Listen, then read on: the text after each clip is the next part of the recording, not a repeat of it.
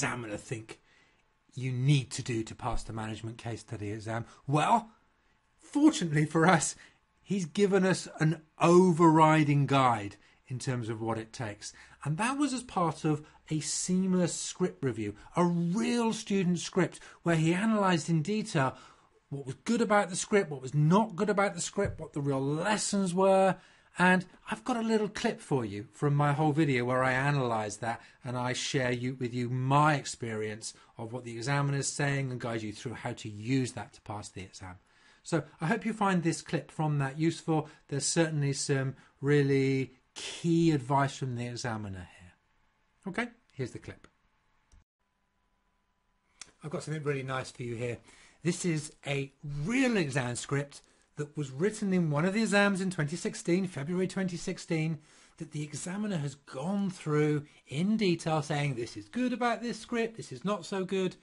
And there's nothing quite like the examiner actually telling you what you should and shouldn't be doing. And so it's a really, really useful guide to you in terms of what you need to be doing to produce an excellent script. And you'll find that a lot of the examiner's advice is very consistent with the things that I've been telling you in other videos. Of course it is, because I try and base all my guidance and advice based on what the examiner wants, and bring with that, you know, my 10 years experience of teaching case studies and actually over 20 years of CIMA as a whole. So bring that knowledge and experience to bear, combine that with the examiners to really do what's necessary to get you to pass. Anyway, nothing quite like seeing it from the examiner, and that's what we're going to be doing in this video. So first thing I'm going to do, okay, there's a little bit of kind of general discussion to get us going. But down here we've got a nice overview which will serve as a useful introduction for us. And it is, what does the examiner think is critical for you passing? As overview, what is it that you're supposed to do to pass? So the first thing is they want to see evidence of planning. So of course, quite often, once you've actually done your plan, what I would advise you to do is plan into your answer document on the screen, and then use the points that you've made to start to become your headings. So actually you're almost planning your headings out when you're doing your plan.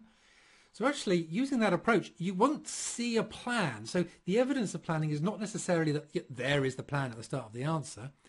The evidence of planning comes through seeing a structure, through seeing clear headings, through seeing lots of different points that are answering the requirement asked.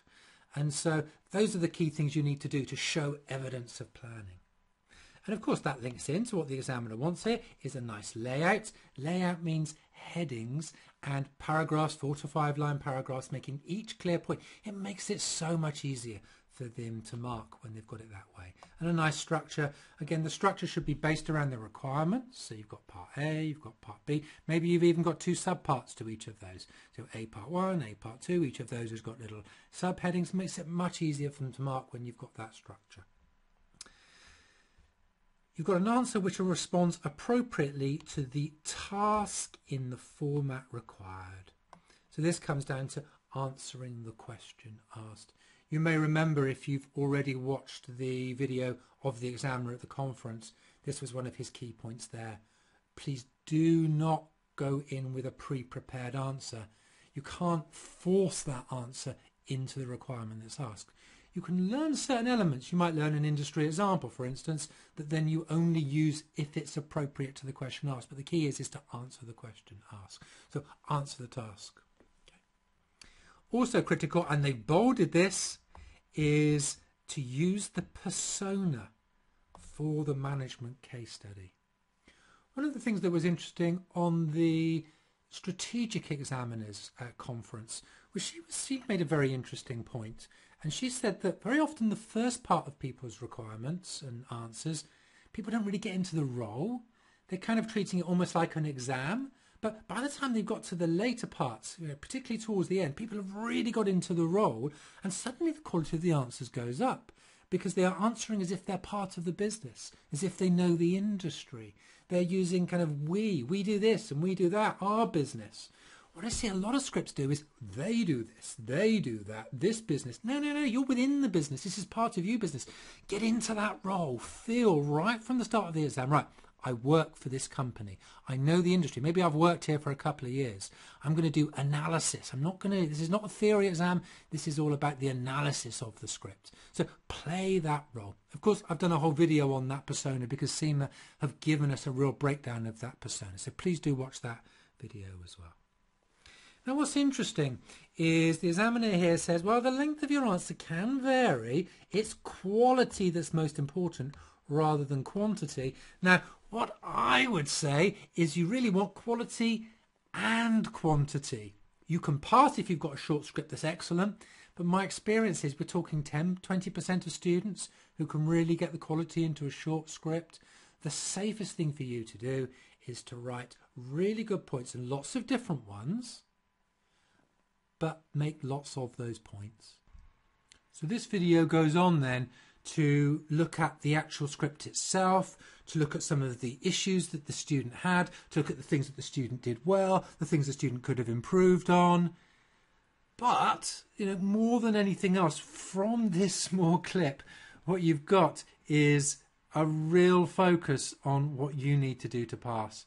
I'd really urge you, and even if you don't go ahead and buy the whole tuition series or come on our whole course, I'd really urge you to come back after you've done a mock exam and you've done some practice of doing your management case study scripts, just to check off against these key factors that were in this sample. If you do that and you're achieving these few things, you will do well. So even if you don't join me on the course, even if you don't want to watch the tuition videos, I think you'll find those few factors really key for you to help you to know what to do to pass. So I do wish you the best of luck as you go through preparing for your exam and in the exam itself. And I do hope you will join me on either through the remaining tuition videos on one of my courses. So I hope to see you there.